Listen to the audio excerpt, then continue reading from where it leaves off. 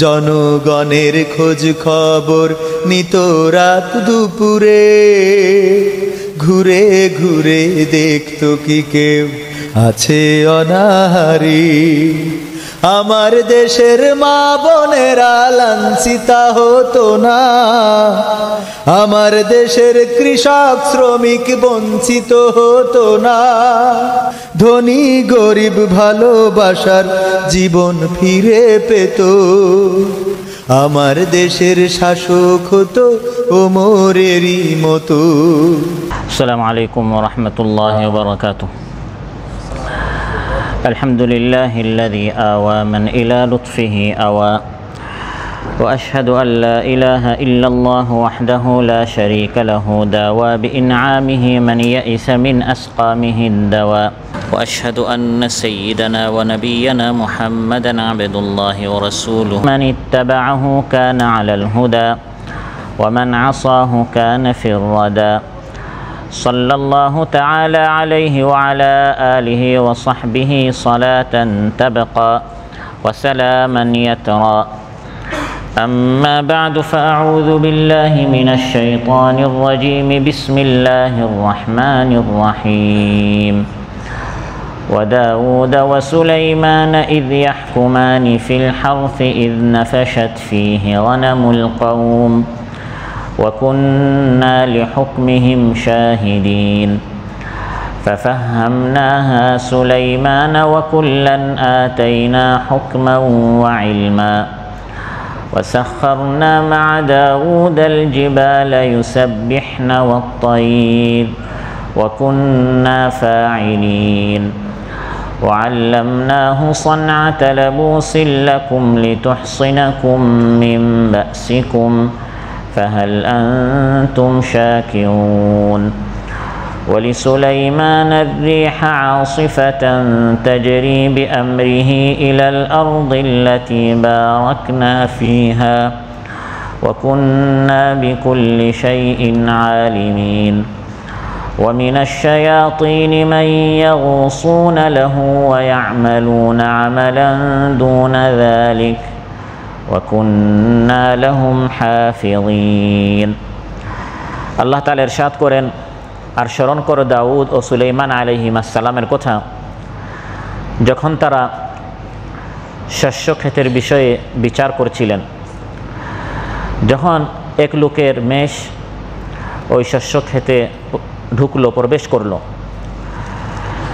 আর আমি তাদের বিচার কার্যে সাক্ষী ছিলাম। অতঃপর আমি সুলাইমান আলাইহিস সালামকে বিষয়টা বুঝিয়ে দিলাম, আর তাদের প্রত্যেককে আমি দান করেছি প্রজ্ঞা, বিচার বিশ্লেষণ এবং ইলম। আর আমি দাউদ আলাইহিস সালামের জন্য পাহাড় ও পক্ষীকুলকে অনুগত করে দিলাম, তারা তার সাথে তাসবিহ পাঠ করত। আর আমি এটা আমি করেছি। আর আমি দাউদ আলাইহিস সালামকে বর্ম নির্মাণের শিক্ষা দিয়েছি, যাতে করে তোমাদেরকে যুদ্ধের সময় রক্ষা করে। অতএব তোমরা কি শুকরিয়া আদায় করবে? আর আমি সুলাইমান আলাইহিস সালামের জন্য প্রবল হাওয়াকে তার অনুগত করে দিলাম, বশীভূত করে দিলাম। সুলাইমান আলাইহিস সালামের নির্দেশে বরকতময় ভূমির দিকে, জমিনের দিকে তা পরিচালিত হতো, যে জমিনের উপর আমি বারাকাহ দান করেছি, কল্যাণ দান করেছি। আর প্রত্যেক বিষয়ের প্রতি আমি অবগত আছি। আর আমি তার অনুগত করে দিলাম দুষ্ট শয়তানদেরকে, যারা সুলাইমান আলাইহিস সালামের জন্য ডুব দিত পানিতে এবং অন্যান্য কাজও তারা করত। আর শয়তানের অনিষ্টতা থেকে আমি তাদেরকে হেফাজত করেছি। হোমসেলাল লেবার সিটির এই মসজিদে আয়োজিত আজকের এই মাহফিলে উপস্থিত সম্মানিত মুসল্লি ভাইরা, সূরাতুল আম্বিয়া থেকে 5টি আয়াত 78 থেকে 82 নম্বর আয়াত পর্যন্ত তিলাওয়াত করে এর সহজ সরল বাংলা অনুবাদ উপস্থাপন করেছি। এই 5টি আয়াতের আলোকে আল্লাহর দুইজন নবী দাউদ এবং সুলাইমান আলাইহিস সালামের সিরাত ঘটনা আল্লাহ তাআলা উল্লেখ করেছেন। এখানে আমাদের জন্য কি শিক্ষা রয়েছে, ঘটনা এবং শিক্ষণীয় বিষয় সম্পর্কে আমরা আলোচনা উপস্থাপন করব ইনশাআল্লাহ। সম্মানিত ভাইরা, এই সূরার নাম হচ্ছে সূরাতুল আম্বিয়া, নবীদের সূরা।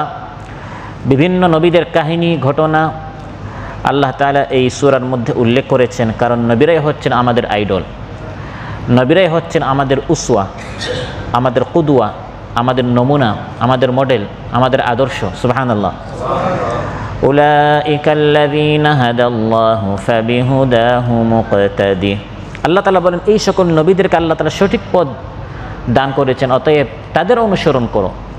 যদি কাউকে ফলো করতে হয় তাহলে এই নবীদের ফলোয়ার হও, নবীদের অনুসরণ করো, তাদের পদাঙ্ক অনুসরণ করলে তুমি হিদায়াত প্রাপ্ত হবে। সুবহানাল্লাহ। সেই নবীদের মধ্যে একজন হচ্ছেন দাউদ, আরেকজন হচ্ছেন সুলাইমান আলাইহিসসালাম। দাউদ আলাইহিসসালাম ছিলেন পিতা, আর সুলাইমান আলাইহিসসালাম ছিলেন সন্তান।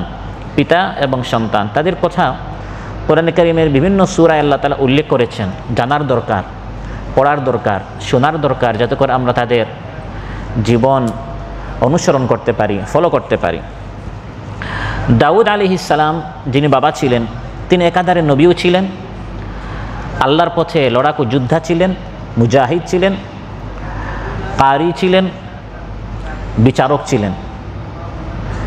একাধারে বেশ কয়েকটা গুণ আল্লাহ তাআলা তার এই প্রিয় নবীকে দান করেছিলেন। সুবহানাল্লাহ। আল্লাহ তাআলা ইরশাদ করেন, দাউদ আলাইহিসসালাম সাধারণ কোন নবী ছিলেন না, তিনি বীর যোদ্ধা ছিলেন। তার হাতে সেই জামানার যে জালিম ছিল, তাগুত ছিল, যার নাম ছিল জালুত, আল্লাহ তাআলা বলেন আমার এই নবী দাউদ সেই জামানার যে ফিরআউন ছিল, সেই জামানার যে আবু জাহেল ছিল, সেই জামানার যে ইসলাম বিরোধী শক্তির প্রধান ছিল, তাকে দাউদ আলাইহিসসালাম নিজে হত্যা করেছেন। ওয়াকাতালা দাউদ জালুত। দাউদ আলাইহিসসালাম সেই জামানার যে জালিম ছিল, ফেসিস্ট ছিল, সেই জামানার যে স্বৈরশাসক ছিল, সেই জামানার যে জালিম ছিল, দাউদ আলাইহিসসালাম তাকে হত্যা করেছেন। শুধু একজন মুজাহিদ তা নয়, আমি দাউদকে কি দিয়েছি? ওয়াতাহুল্লাহুল মুলকা ওয়াল হিকমাতা ওয়া আল্লামাহু মিম্মা ইয়াশা। আল্লাহ তাআলা ইরশাদ করেন, আল্লাহ তাআলা দাউদ আলাইহিসসালামকে রাজত্ব দিয়েছেন, হিকমত দিয়েছেন এবং তার পক্ষ থেকে ইলম জ্ঞান দান করেছেন। সুবহানাল্লাহ। তাহলে একদিকে তিনি মুজাহিদ ছিলেন, ময়দানে বিচরণ করতেন, আল্লাহর জমিনে আল্লাহর দ্বীন কায়েম করার জন্য আন্দোলন সংগ্রাম করতেন। অন্যদিকে আল মুলকা, তিনি মালিক, বাদশা, রাজা ছিলেন। ওয়াল হিকমাতা, প্রজ্ঞা, হিকমত তার ছিল। ওয়া আল্লামাহু মিম্মা ইয়াশা, আল্লাহ তাআলা তাকে অনেক ইলম জ্ঞানের অধিকারী করেছিলেন এবং আল্লাহ তাআলা তাকে নবুয়ত দান করেছিলেন, তিনি আল্লাহর নবী ছিলেন। আবার তিনি বিচারকও ছিলেন। বিচার কার্য সবাই করতে পারে না, বিচারের এই সূক্ষ্ম জ্ঞান আল্লাহ তাআলা তাকে দান করেছিলেন, তিনি বিচারক ছিলেন।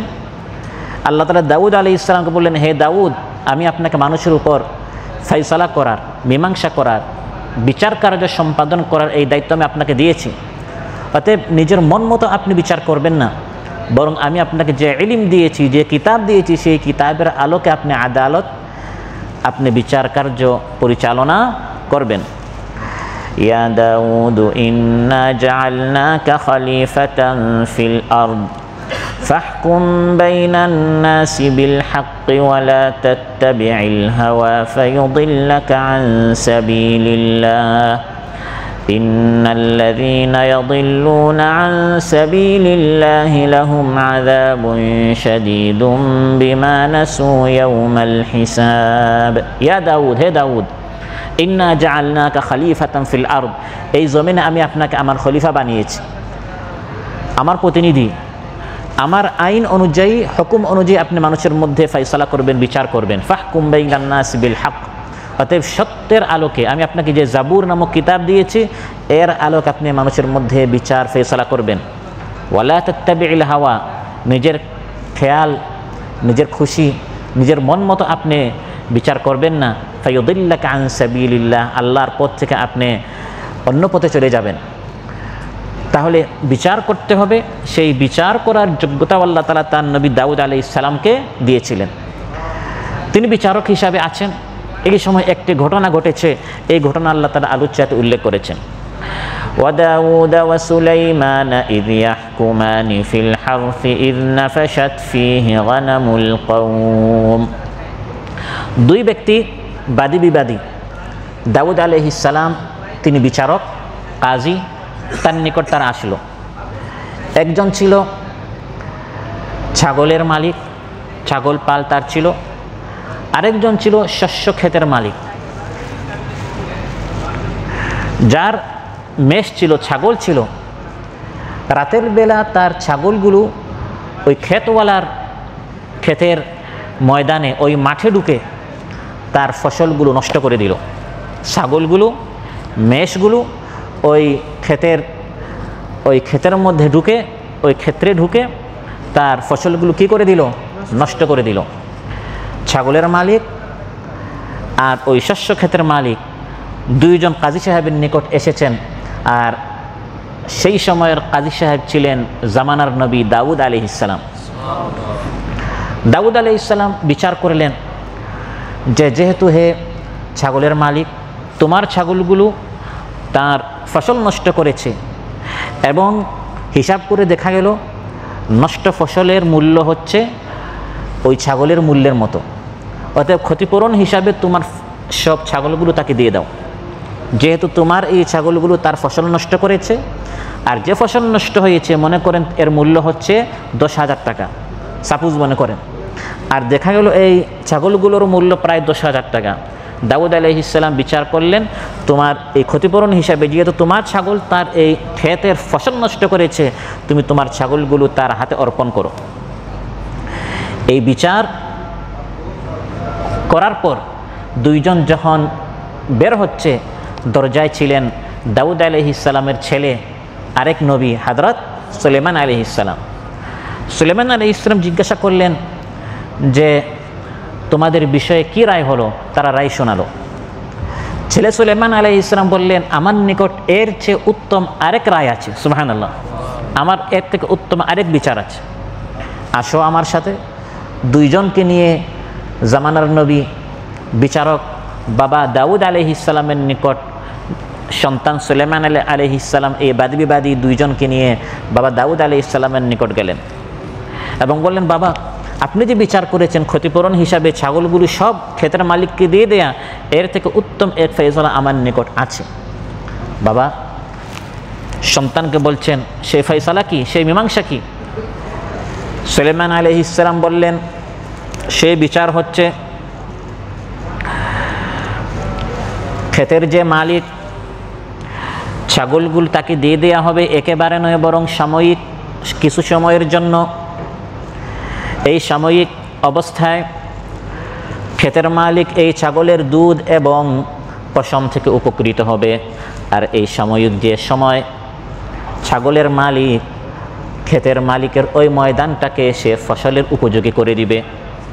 এই সময়টা সে শুয়ে থাকবে না, বরং তার ছাগলগুলো ওই ক্ষেতের মালিকের যে ফসল নষ্ট করেছে ওই মাঠে সে আবার চাষাবাদ করবে, ক্ষেত করে ওই জায়গাটি সে আবার ফসল উৎপন্ন হওয়ার উপযোগী করে তার নিকট ফিরিয়ে দিবে।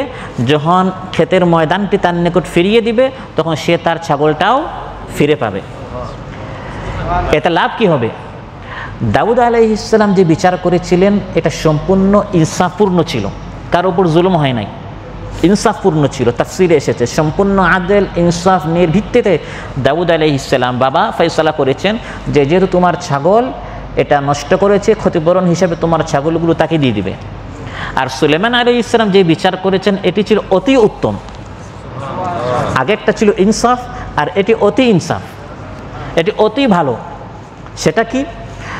সন্তান সুলাইমান আলাইহিস সালাম যে বিচার করেছেন এর আলোকে কেউ আর বঞ্চিত থাকে না। মেষের যে মালিক, ছাগলের যে মালিক, সে কিছুদিন পর তার ছাগলগুলো ফিরে পাবে, আর ক্ষেতের মালিক সে তার ময়দানটাও ফিরে পাবে। আর দ্বিতীয় যে ফায়দা হয়, এতে করে কেউ আর হতাশ হয় না, কারণ ছাগলের মালিক বাবার রায় অনুযায়ী হতাশ হয়ে যাবে, কারণ সে অর্থশূন্য হয়ে গেল। আর ছেলের ফয়সালা অনুযায়ী সে হতাশ হচ্ছে না, নিরাশ হচ্ছে না, সে কিছুদিন পর তার ছাগলগুলো সে ফিরে পাচ্ছে এবং কেউ অলস হচ্ছে না। বাবার রায় অনুযায়ী ক্ষেতের মালিক, সে তো ছাগল পেয়ে ফেললো, এখন অর্থ উপার্জন করার তার প্রয়োজন নাই, তার নিকট তো ছাগল আছে। কিন্তু সন্তানের রায় অনুযায়ী ছাগলের যে মালিক, তাকে কি করতে হবে, ওই ময়দানটা আবার ফসল উৎপন্ন করার উপযোগী করার জন্য চাষাবাদ করতে হবে, কাজকর্ম করতে হবে। এতে করে অলসতা দূর হবে, কাজকর্ম এবং শ্রম দেওয়ার প্রতি মানুষ উৎসাহিত হবে। এজন্য সুলাইমান আলাইহিস সালামের এর রায়কে আল্লাহ তাআলা আয়াতের মধ্যে প্রশংসা করেছেন। সুবহানাল্লাহ। দাউদ এবং সুলাইমান আলাইহিস সালাম দুইজন নবী ছিলেন, দুইজনই বিচারক ছিলেন। কিন্তু আল্লাহ তাআলা আলোচ্য আয়াতে দাউদ আলাইহিস সালামের রায়ের প্রশংসার পাশাপাশি সুলাইমান আলাইহিস সালামের রায়ের অতি প্রশংসা করেছেন, যে তার রায়টি বেশি সুন্দর ছিল।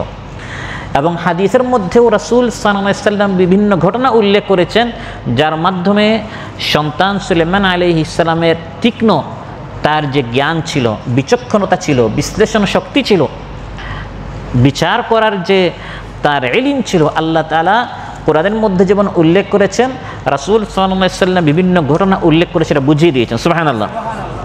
যেমন একটি ঘটনায় বুখারী মুসলিম এসেছে, ক্বালা রাসূলুল্লাহ সাল্লাল্লাহু আলাইহি ওয়াসাল্লাম কানাত ইমরাআতানি মাআহুমা ইবনাহুমা। বুখারী মুসলিম এসেছে আরেকটি ঘটনা, রাসূল সাল্লাল্লাহু আলাইহি ওয়াসাল্লাম ইরশাদ করেন, দুই মহিলার সাথে তাদের প্রত্যেকের সন্তান সাথে ছিল। জাআ যিবু ফাযাহাবা বিবনি আহাদিহিমা। নেকড়ে বাঘ এসে দুইজনের মধ্যে বড়জনের সন্তানকে নিয়ে গেল। দুই মহিলা, প্রত্যেকের সাথে তাদের সন্তান ছিল, ছোট্ট সন্তান। নেকড়ে বাঘ এসে বড়জনের সন্তানকে কি করে ফেললো, নিয়ে গেল।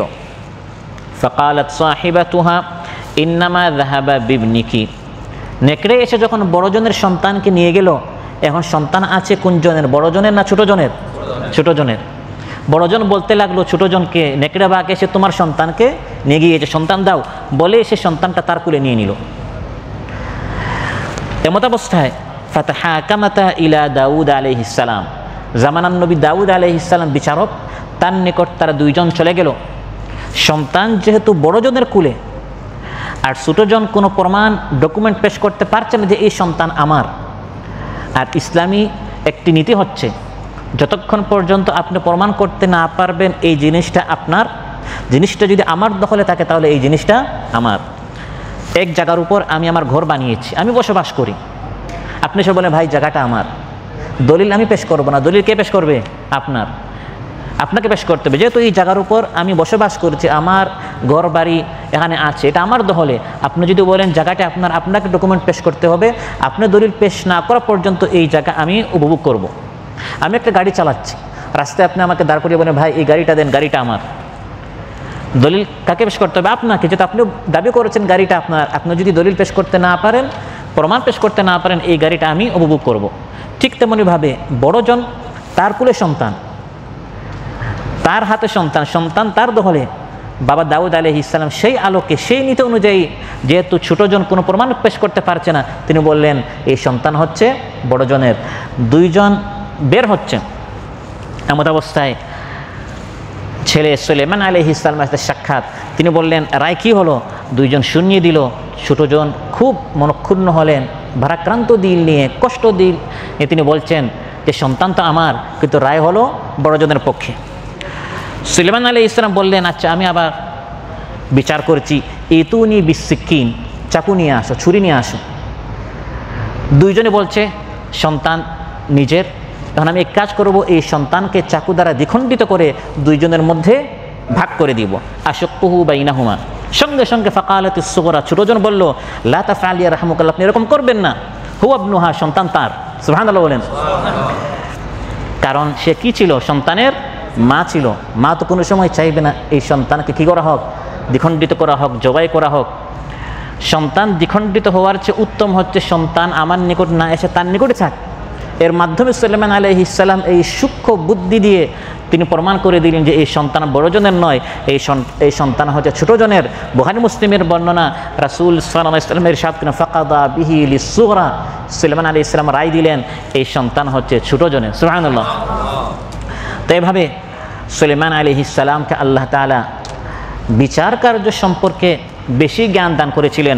আলোচ্যতে আল্লাহ তাআলা বলছেন দাউদ আলাইহিস সালাম যখন বিচার করলেন, وداود وسليمان إذ يحكمان في الحرث إذ نفشت فيه غنم القوم وكنا لحكمهم شاهدين দাউদ এবং সুলাইমান আলাইহিস সালাম তারা দুইজন যখন বিচার করলেন সেই বিষয়ে, ক্ষেতের বিষয়ে, যখন একদল মানুষের মেষ ছাগল সেই ক্ষেতের মধ্যে ঢুকে গেল, আল্লাহ তাআলা বলেন ওয়াকুন্না লিহুকমিহিম শাহিদিন, সেই বিচার কার্য সম্পর্কে আমি আল্লাহ তাআলা সাক্ষী ছিলাম।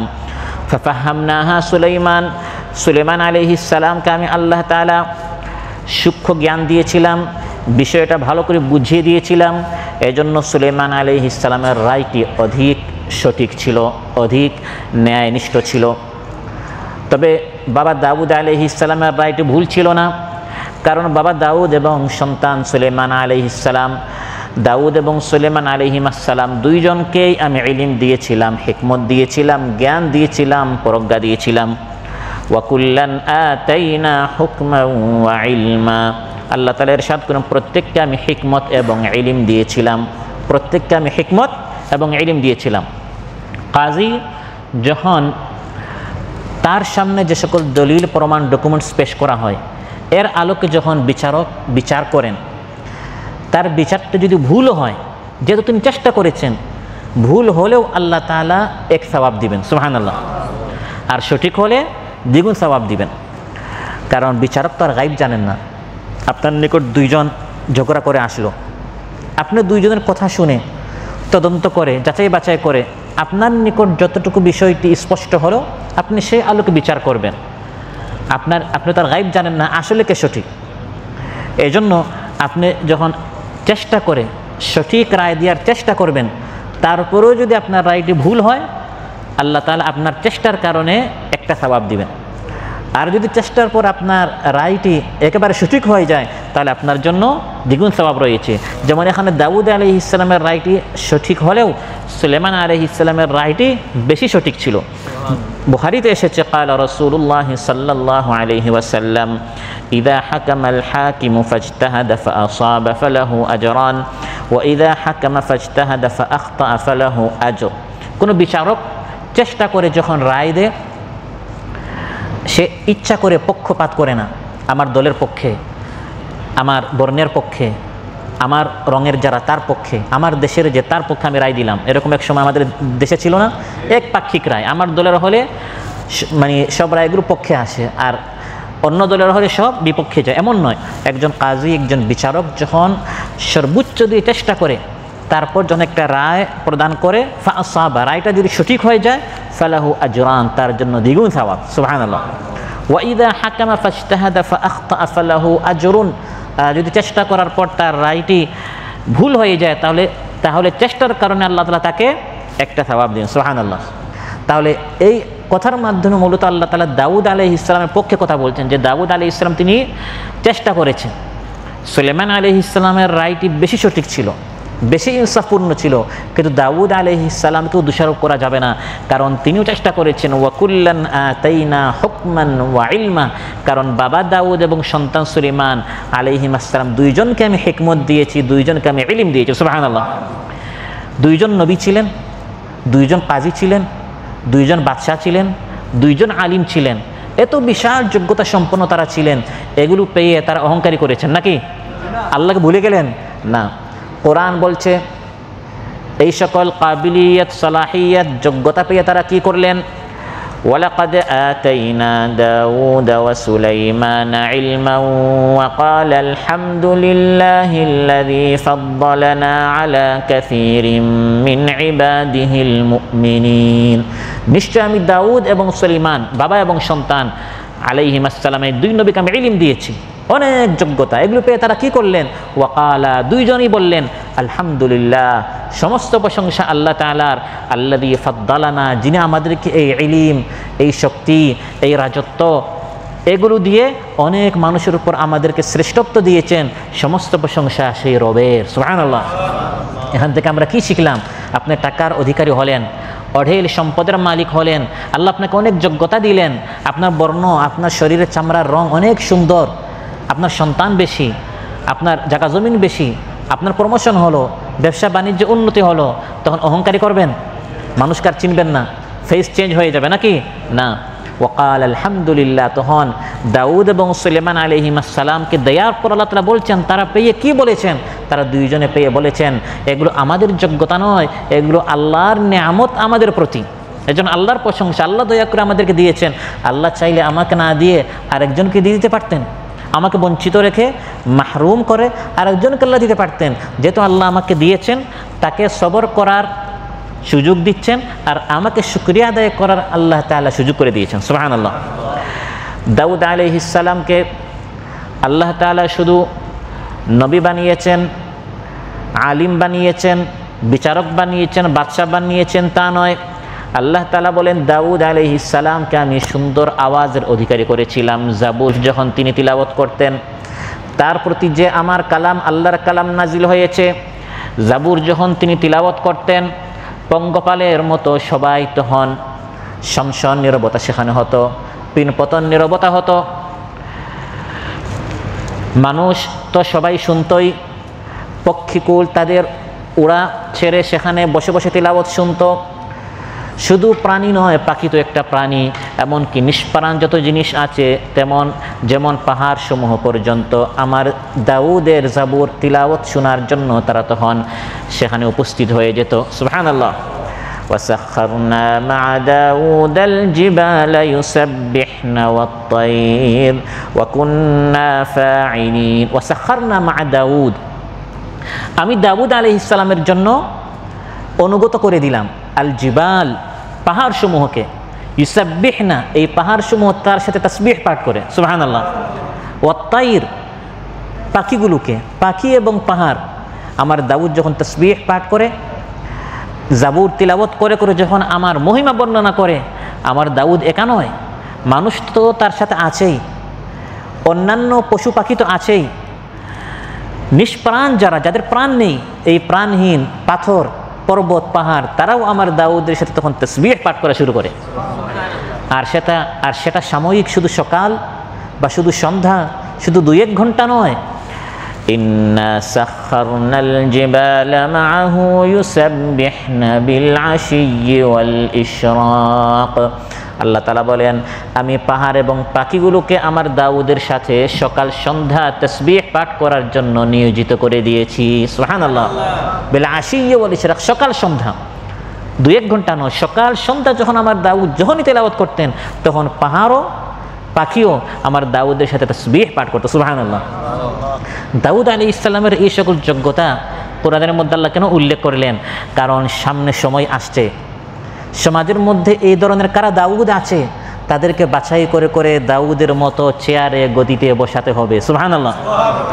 যারা একদিকে সুন্দর করে কোরআন তিলাওয়াত করতে পারে, আলিমও হবে, বিচারও করতে পারবে, জামানার তাগুত জালুতকে যেরকম, ফ্যাসিস্টকে যেরকম তাড়িয়েছে, এই ধরনের যারা আন্দোলন সংগ্রাম করতে পারে, এই ধরনের যোগ্যতা যাদের আছে, জামানার দাউদদেরকে, বর্তমান জামানার দাউদদেরকে সেই জামানার দাউদ আলাইহিস সালাম যে গদিতে ছিলেন সেই গদিতে বসাতে হবে। এই জন্য হযরত দাউদ আলাইহিস সালামের এই সকল গুণাবলীর কথা কোরআনে কারীমের মধ্যে আল্লাহ তাআলা উল্লেখ করেছেন। সুবহানাল্লাহ। শুধু মাহফিল করে করে কানের কিছু খোরাকের জন্য নয়, এগুলো আমাদের জন্য শিক্ষা যে দাউদ আলাইহিস সালামকে আমি এই সকল গুণাবলী দিয়েছি। এখন দাউদ আলাইহিস সালামের এই চেয়ারে এমন সকল লোকদেরকে বসানো হয়, সুরলিত কণ্ঠে নয়, সৈশুদ্ধ করে ফাতিহাও পড়তে পারে না, বিচার কি করবে? কোরআনের আলোকে তারা ফয়সালা কি করবে? এজন্য আল্লাহ তাআলা বলে দিয়েছেন আমি দাউদকে কি কি যোগ্যতা দিয়েছি।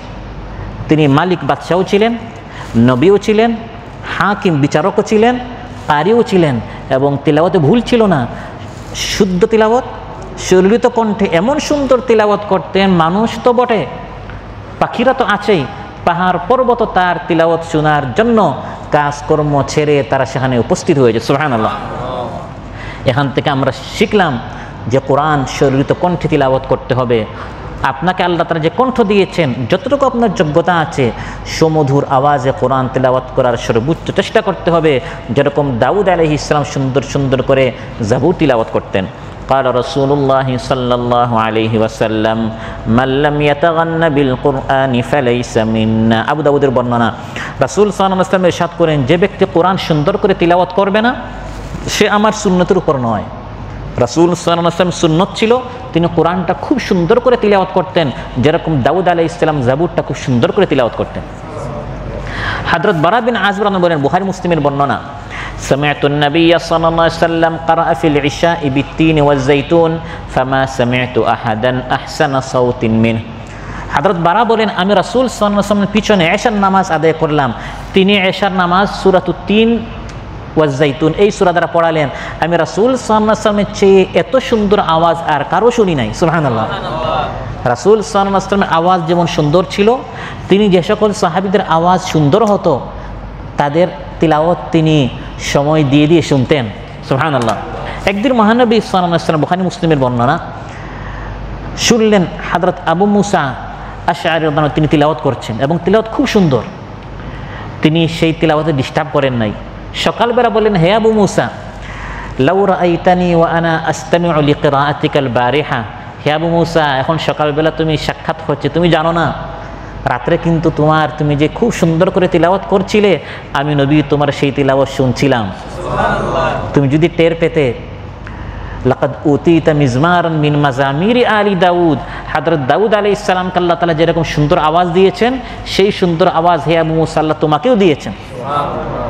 হযরত আবু মুসা রাদিয়াল্লাহু বললেন, হে নবী, ইয়া রাসূলুল্লাহ, আমি যদি টের পেতাম লাহাব্বারতুহু লাকা তাহবীরা, তাহলে আমি রাত্রে আরো সুন্দর করে তিলাওয়াত করতাম। তাহলে হযরত দাউদ আলাইহিস সালাম যেরকম আল্লাহর কালাম সুন্দর করে তিলাওয়াত করতেন, আমাদের কালাম হচ্ছে তার কালাম থেকে আরো শ্রেষ্ঠ।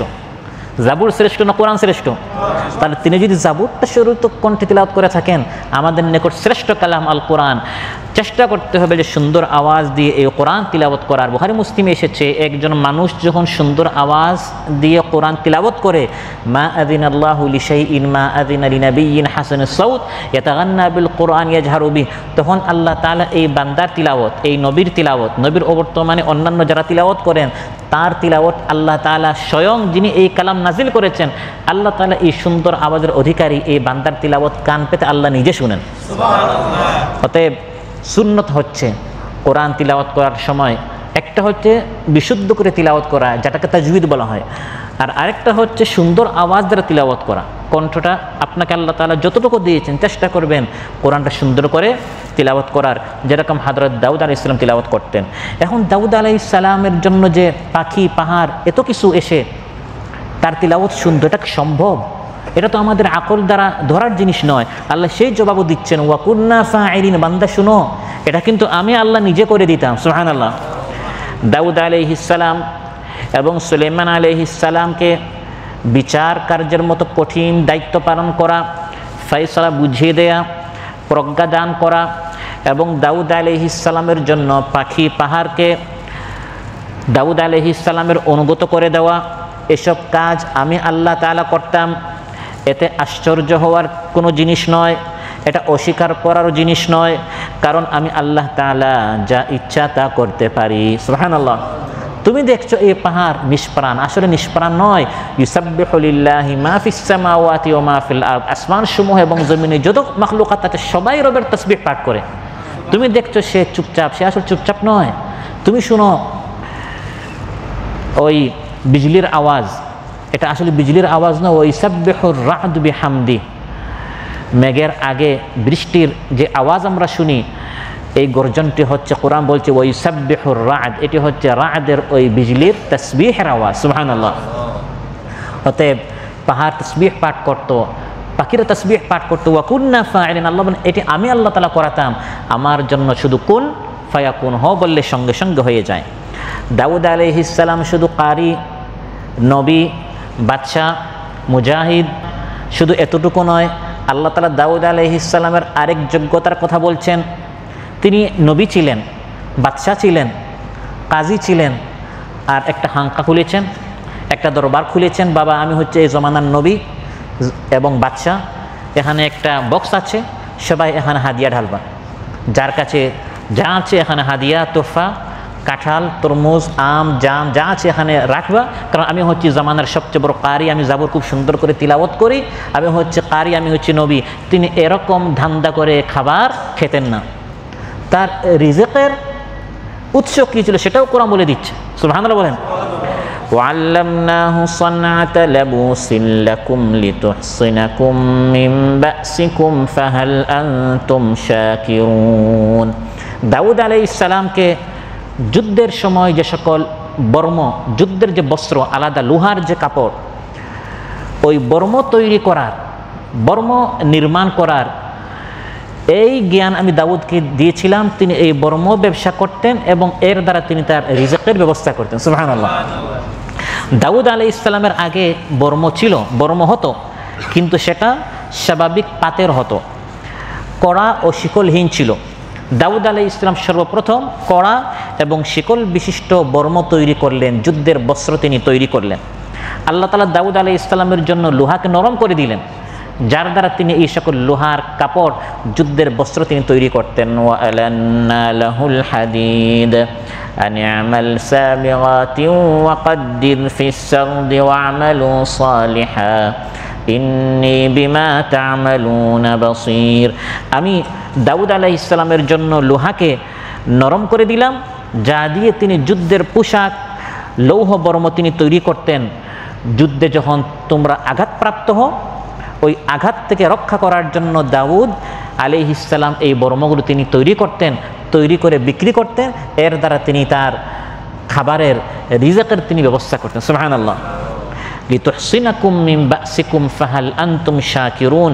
আমি দাউদ আলাইহিস সালামকে যে জ্ঞান দিয়েছি, একটা বর্ম বানাতে হবে যেটা লোহার হবে, যার দ্বারা মানুষ যুদ্ধের সময় রক্ষা পাবে। এই জিনিসটা দাউদ আলাইহিস সালাম নিজে আবিষ্কার করেন নাই, আল্লাহ বলেন এই ইলমটা আমি তাকে দিয়েছিলাম। ওয়া আল্লামনাহু, অতএব হে বান্দার শুকরিয়া আদায় করো যে এই ধরনের জ্ঞান আমি তোমাদেরকে দিচ্ছি। কাতারে আসার আগে তুমি গাড়ি চালাতে পারতে না, আমি তোমাকে লাইসেন্স, গাড়ি চালানোর যোগ্যতা আমি তোমাকে শিখিয়েছি। লোহার কাজ, কাঠের কাজ, ইলেকট্রিক কাজ, বিভিন্ন জিনিস তুমি জানতে না। এখন এগুলো দ্বারা তুমি যে রিজেক, তুমি যে তলব করছো, উপার্জন করছো, ইনকাম করছো, এটি তোমার যোগ্যতা নয়। ওয়া আল্লামনাহু সানআতা লাবুস, আল্লাহ বলেন আমি তাকে এই সকল পোশাক, যুদ্ধের পোশাক, এই সকল বর্ম কিভাবে নির্মাণ করতে হয়, ওয়া আল্লামনাহু, এটি আমি আল্লাহ তাআলা দাউদকে শিখিয়েছি। ফাহাল আনতুম শাকিরুন, তোমরা শুকরিয়া আদায় করবে না? আমি আল্লাহ তোমাদেরকে কত কিছু শিখিয়েছি। যে যতটুকু শিখেছে সে ইলমের আলোকে তত বেশি বিনয়ী হবে যে আলহামদুলিল্লাহ আল্লাহ আমাকে শিখিয়েছেন। এটি শুকরিয়া আদায় করার জিনিস। এর জন্য আয়াতের শেষে আল্লাহ কি বলছেন? ফাহাল আনতুম শাকিরুন, তোমরা কি শুকরিয়া আদায় করবে না? ইলম অর্জন করে অহংকারী হওয়া যাবে না, বিনয়ী হতে হবে। এখান থেকে আমরা এটা একটা শিখলাম এই আয়াত থেকে, যিনি যে জিনিস, যে জ্ঞান, যে শাস্ত্রে জ্ঞানী হবে, যত বড় জ্ঞানী হবে তত বেশি বিনয়ী হবে। যেরকম একটি গাছের ফল বেশি হলে গাছটি কি হয়? নত হয়, উঁচু হয় না, তখন নত হয়, কারণ ফল বেশি, ইলম বেশি, জ্ঞান বেশি, তখন মাথা নত হতে হবে। এই আয়াত থেকে আরেকটা যেটা আমরা শিখলাম সেটি হচ্ছে নিজ হাত দ্বারা উপার্জন করার ফজিলত। দাউদ আলাইহিস সালাম বর্ম প্রস্তুত করতেন এবং এর দ্বারা তিনি তার রিজকের ব্যবস্থা করতেন। সহিহ বুখারীতে এসেছে, ক্বালা রাসূলুল্লাহ সাল্লাল্লাহু আলাইহি ওয়াসাল্লাম মা আকালা আহাদুন তাআমান কাত্তু খায়রাম মিন আন ইয়াকুলা মিন আমালি ইয়াদিহি ওয়া ইন্না নাবিয়াল্লাহ দাউদ আলাইহিস সালাম কানা ইয়াকুলু মিন আমালি ইয়াদিহি। মানুষ যত সোর্স থেকে টাকা ইনকাম করে, এর মধ্যে শ্রেষ্ঠ সোর্স হচ্ছে, মাধ্যম হচ্ছে নিজ হাত দ্বারা ইনকাম করা। আপনি একটা মালের মালিক হয়েছেন, বিভিন্ন সোর্স আছে। একটা হচ্ছে উত্তরাধিকারী সূত্রে, বাবা মারা গেল, আপনি সম্পদের মালিক হলেন, এটা কোনো কষ্ট ছাড়া, এটা হালাল, হারাম নয়, কিন্তু আপনার কষ্ট করতে হয় নাই। আরেকটা হচ্ছে উপহার, একজন আপনাকে একটা হাদিয়া দিল, এটা কষ্ট ছাড়া আপনি পেয়েছেন। আরেকটা হচ্ছে ভিক্ষা চাইলেন, এটা নিকৃষ্ট কিন্তু হালাল, আবগাদুল হালাল বলেছে, হালালের মধ্যে সবচেয়ে নিকৃষ্ট, এটা হারাম নয়। সুদের মতো, মাদকের মতো, চাঁদাবাজির মতো, টেন্ডারবাজির মতো, দখলদারিত্বের মতো এই সকল সোর্সে যারা উপার্জন করে, এরকম ভিক্ষা চাওয়াটা কি নয়? হারাম নয়, কিন্তু আবগাদুল হালাল, সবচেয়ে নিকৃষ্ট হালাল দুটি, একটি হচ্ছে তালাক আর একটা হচ্ছে ভিক্ষা। তো ভিক্ষার মাধ্যমে উপার্জন, এটাও একটা উপার্জন। উত্তরাধিকারী সূত্রে মালিক হওয়া, এটাও আপনি মালিক হয়ে গেছেন, কেউ আপনাকে উপহার দিল, এটাও মালিক। কিন্তু এই সব সোর্স থেকে শ্রেষ্ঠ হচ্ছে আমালিয়াদিহি, নিজে ইনকাম করে, নিজে কষ্ট করে, হাড় ভাঙ্গা কাজ করে, নিজ হাত দ্বারা যে টাকাটি মানুষ উপার্জন করে, রাসূল সাল্লাল্লাহু আলাইহি ওয়াসাল্লাম ইরশাদ করেন এটি হচ্ছে শ্রেষ্ঠ উপার্জন। সুবহানাল্লাহ। আর নিশ্চয় আল্লাহর নবী দাউদ আলাইহিস সালাম তিনি তার নিজ হাত দ্বারা উপার্জন করে টাকা ইনকাম করতেন। যিনি একাধারে নবী ছিলেন, বাদশাহ ছিলেন, কারি ছিলেন, বিচারক ছিলেন, মুজাহিদ ছিলেন, তিনি আবার দিন শেষে এভাবে কাজ করে টাকা ইনকাম করতেন। এর থেকে বোঝা গেল ইসলাম শ্রম এবং শ্রমিকদের মর্যাদা দিয়েছে, কারণ শ্রম ছাড়া পৃথিবীতে কোনো কিছু অর্জন করা যায় না। শ্রম হলো সব উন্নয়ন উৎপাদনের চাবিকাঠি। যে জাতি যত বেশি পরিশ্রমী হয় সে জাতি তত বেশি উন্নতি লাভ করতে পারে। শ্রম আল্লাহ প্রদত্ত মানব জাতির জন্য এক অমূল্য শক্তি এবং সম্পদ। পবিত্র কোরআনে এবং হাদিসের মধ্যে রাসূল সাল্লাল্লাহু আলাইহি ওয়াসাল্লাম মানুষের প্রতি পরিশ্রম প্রিয় হতে উৎসাহিত করেছেন। লাকাদ খালাকনাল ইনসানা ফি কাবাদ। আল্লাহ তাআলা ইরশাদ করেন, আমি মানুষকে সৃষ্টি করেছি, সে এক কষ্টের পর তাকে আরেক কষ্ট করতে হবে। এভাবে কষ্ট করে করে, পরিশ্রম করে করে, মেহনত করে করে জীবন কাটাতে হবে। ঘুমাইয়া বিশ্রাম করে অলসতার সাথে টাকা ইনকাম করা, এটা ইসলাম পছন্দ করে না। শ্রম বা কাজ এটি হলো নবীদের সুন্নত। এই আয়াত আল্লাহ তাআলা বলছেন, দাউদ আলাইহিস সালাম তিনি বসে বসে টাকা ইনকাম করতে পারতেন, বাদশাহ ছিলেন, তারপরেও তিনি যুদ্ধের পোশাক এই ব্যবসা করে, বর্মের ব্যবসা করে তিনি কি করতেন? টাকা উপার্জন করতেন। শুধু দাউদ আলাইহিস সালাম নয়, প্রত্যেক নবী জীবিকা নির্বাহের জন্য কোনো না কোনো কাজ করতেন। আদম আলাইহিস সালাম কৃষিকাজ করতেন, নূহ আলাইহিস সালাম কাঠের কাজ জানতেন, ইদ্রিস আলাইহিস সালাম দর্জির কাজের মাধ্যমে তিনি তার জীবিকা নির্বাহ করতেন, শুআইব এবং সালেহ আলাইহিস সালাম তার ব্যবসা করতেন, মূসা আলাইহিস সালাম মেষ চড়াতেন। শুধু মূসা আলাইহিস সালাম নয়, সহিহ বুখারীতে এসেছে, ক্বালা রাসূলুল্লাহ সাল্লাল্লাহু আলাইহি ওয়াসাল্লাম মা বাআসাল্লাহু নাবিয়্যান ইল্লা রাআল গানাম। প্রত্যেক নবী মেষ চড়িয়েছেন, ছাগল চড়িয়েছেন। সাহাবায়ে কেরাম আজমাইন তারা প্রশ্ন করলেন, ইয়া রাসূলুল্লাহ ওয়া আনতা, আপনিও কি ছাগল চড়িয়েছেন, মেষ চড়িয়েছেন? তিনি ইরশাদ করলেন, হ্যাঁ আমিও মেষ চড়িয়েছি। নাআম কুনতু আরআহা আলা কারারিত আহলি মক্কা, কয়েক পয়সার বিনিময়ে আমি মক্কায় মেষ চড়িয়েছি। সুবহানাল্লাহ।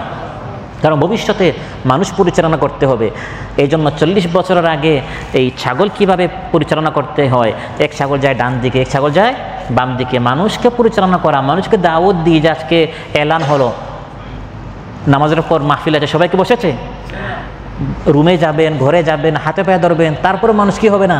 মহানবী সাল্লাল্লাহু আলাইহি ওয়াসাল্লাম ইরশাদ করেন, আমি তোমাদের কোমর ধরে জাহান্নাম থেকে তোমাদেরকে বাঁচাতে চাই, তারপরেও তোমরা জাহান্নামে পড়ে যেতে চাও। তো যাতে করে নবীরা নিরাশ না হন, হতাশ না হন, এই জন্য 40 বছর আগে প্রত্যেক নবীকে আল্লাহ তাআলা মেষ ছাগল চড়িয়ে এই শক্তিটি দিয়েছেন, এই যোগ্যতা আল্লাহ তাআলা দিয়ে থাকেন। তারপর মহানবী সাল্লাল্লাহু আলাইহি ওয়াসাল্লাম নিজে একজন বিজনেসম্যান ছিলেন, সুবহানাল্লাহ, তিনি ব্যবসায়ী ছিলেন। যখন তিনি ছোট ছিলেন, শৈশবকালে চাচা আবু তালিবের ব্যবসায় তিনি সফর করেছেন, আর যখন যুবক হলেন তখন খাদিজাতুল কুবরা উম্মুল মুমিনিন রাদিয়াল্লাহু আনহার ব্যবসা তিনি নিজে পরিচালনা করেছেন এবং তার সাহাবাদেরকে তিনি এভাবে গড়ে তুলেছেন। সাহাবা একরাম তারা মসজিদে বসে বসে তারা শুয়ে থাকতেন না, যে আমরা দিনের কাজ করছি, শুয়ে শুয়ে তারা টাকা ইনকাম করতেন না। আবু বকর, ওমর, উসমান রাদিয়াল্লাহু তিনজনই সেই জামানার শ্রেষ্ঠ ব্যবসায়ী ছিলেন। উসমান তার নামই ছিল উসমান গনি, গনি মানে কি? ধনী। ব্যবসা করে করে তিনি ধনী হয়েছিলেন। আব্দুর রহমান বিন আওফ তিনিও শ্রেষ্ঠ একজন ধনী ছিলেন ব্যবসা করে। আলী রাদিয়াল্লাহু আনহু তিনি টাকার বিনিময়ে কূপ থেকে পানি উঠাতেন, কষ্ট করে।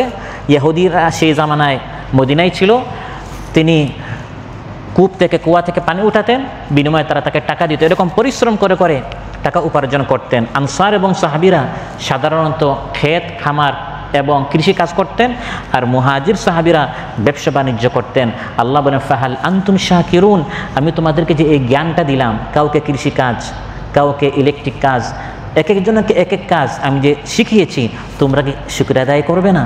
এর থেকে বোঝা গেল শিল্প শিখা এবং শিক্ষা দেয়া একটি শ্রেষ্ঠ নিয়ামত। আপনি যদি একটা জিনিস জানেন, এটাকেও সওয়াবের নিয়তে আপনি শিখাবেন। কোরআনের ক্লাস যেরকম হয়, এই সকল কীভাবে টাকা উপার্জন করতে হয়, এই সকল শ্রমের কোনো একটা শিল্প যদি আপনি কাউকে শিখান সওয়াবের নিয়তে, এটাও আপনার জন্য কী হবে? সওয়াব হবে। কোরআন শিখানো, দিন শিখানো যেমন সওয়াবের কাজ, দুনিয়া ইনকাম করার জন্য কোনো একটি কাজ কাউকে শিখানো, এটাও সওয়াবের কাজ। এই আয়াত থেকে আমরা শিখলাম।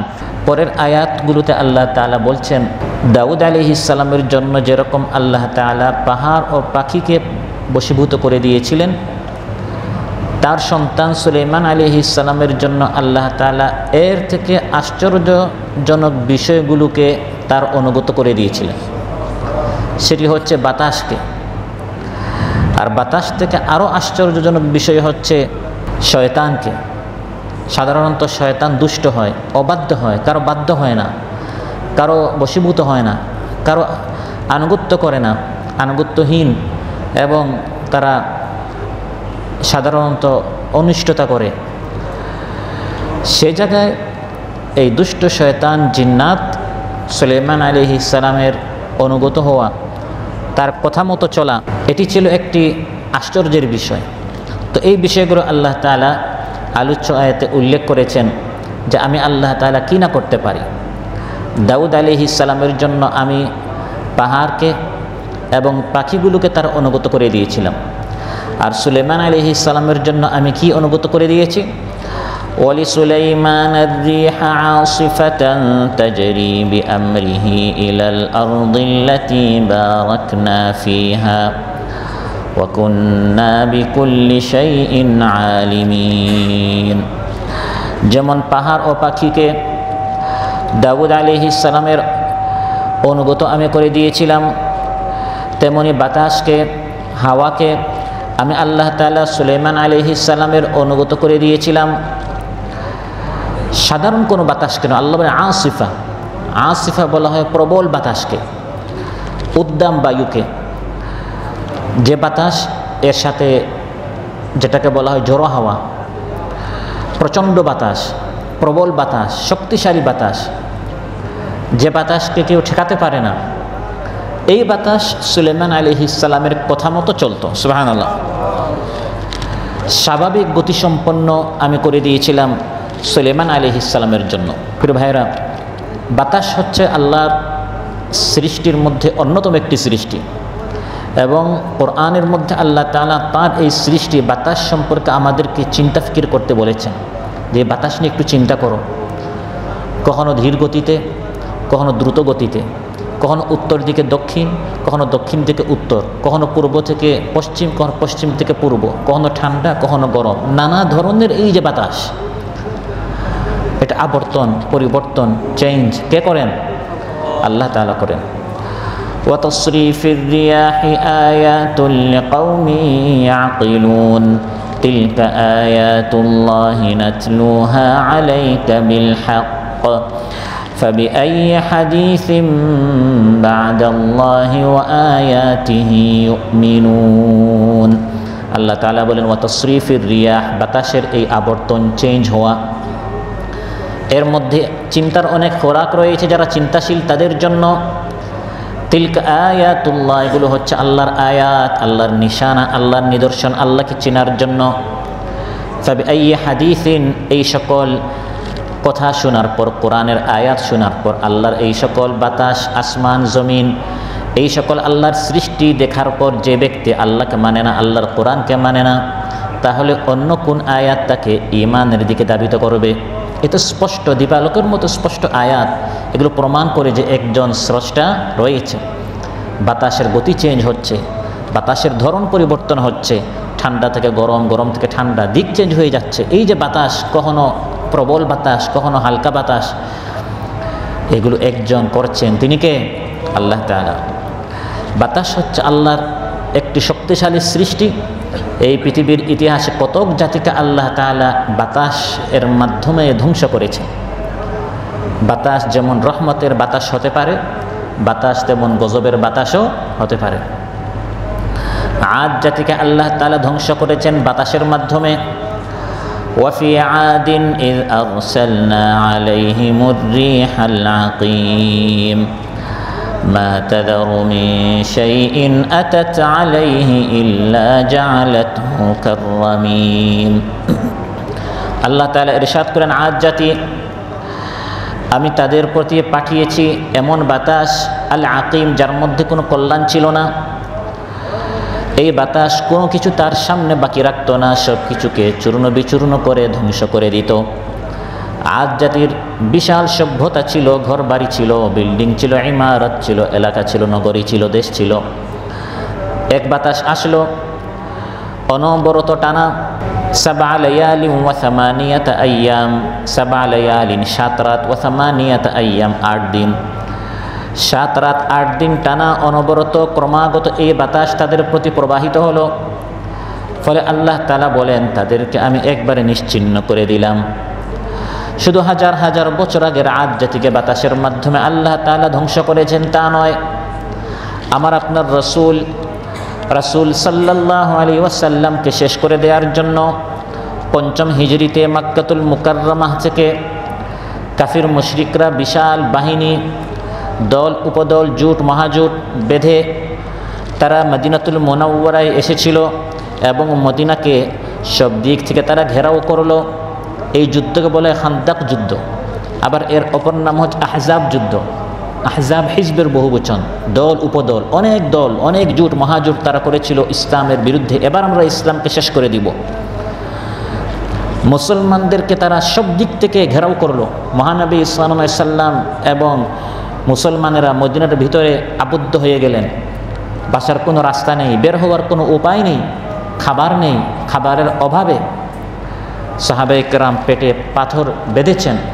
রাসূল সাল্লাল্লাহু আলাইহি সাল্লামের নিকট তারা গেলেন, ইয়া রাসূলুল্লাহ দেখেন খাবার নেই, আমরা ক্ষুধার্ত, পিপাসার্ত, পেরেশান, এজন্য আমরা পেটে পাথর বেঁধেছি। মহানবী সাল্লাল্লাহু আলাইহি সাল্লাম তার কাপড় মুবারক খুলে দেখালেন, তোমাদের পেটে পাথর একটি, আমার পেটে পাথর দুটি।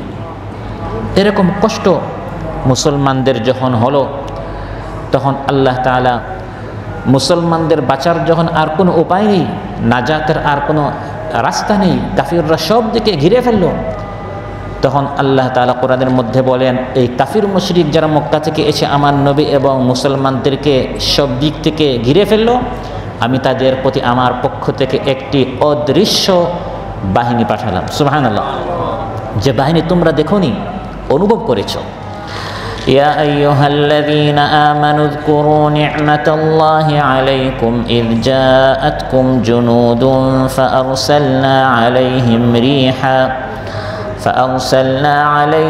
রিহা ওয়া জুনুদান লাম তারাউহা ওয়া কানা আল্লাহু বিমা তা'মালুনা বাসীরা।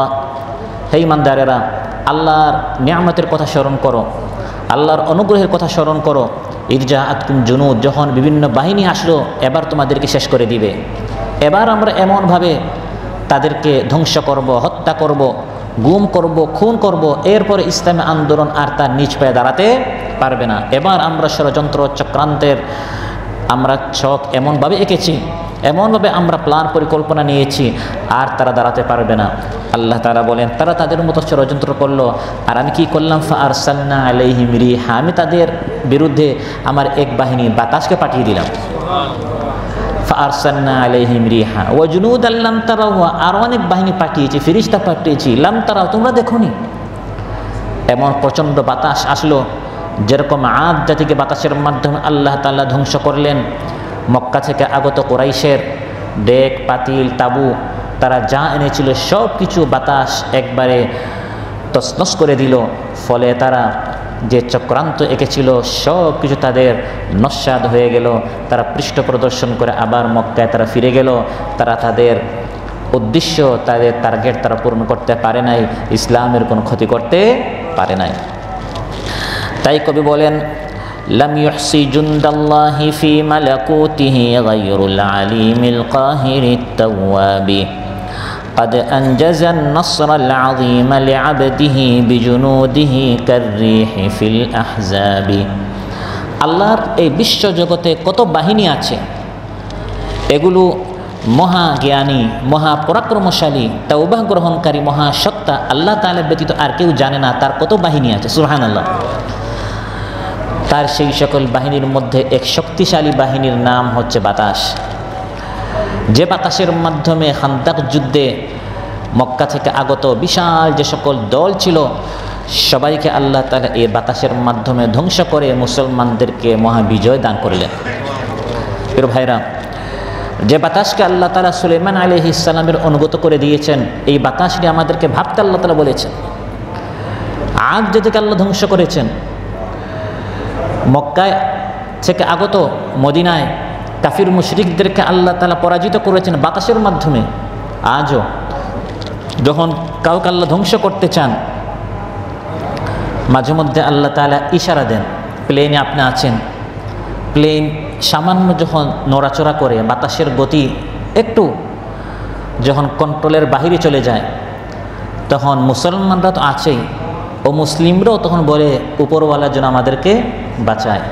কোরআনের মধ্যে আল্লাহ বলেছেন, দাল্লা মান তাদউনা ইল্লা ইয়া, তখন আল্লাহ ছাড়া তোমরা অন্যান্য যাদেরকে ডাকো তখন সবাই উদাও হয়ে যায়, তখন অন্য কার কথা স্মরণ হয় না, শুধু আল্লাহ আল্লাহ আল্লাহর কথাই স্মরণ হয়। এই বাতাসকে আমি মাঝে মধ্যে পাঠাই প্লেনটাকে একটু নাড়ানোর জন্য, হেলানোর জন্য, ভিতরে যারা আছো একটু স্মরণ করো আমি আল্লাহ কিন্তু আছি, আমার কথা ভুলে যাইও না।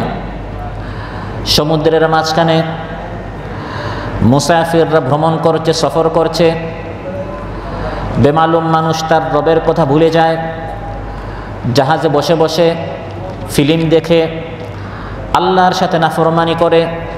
কোরআনের মধ্যে আল্লাহ তাআলা বলেন, হাত্তা ইযা কুনতুম ফিল ফুলকি ওয়াজরাইনা বিহিম বিরিহিন তাইয়িবাতিন ওয়া ফারিহু বিহা جاءتها ريح عاصف وجاءهم الموج من كل مكان وظنوا أنهم أحيط بهم دعوا الله مخلصين له الدين لئن أنجيتنا من هذه لنكونن من الشاكرين।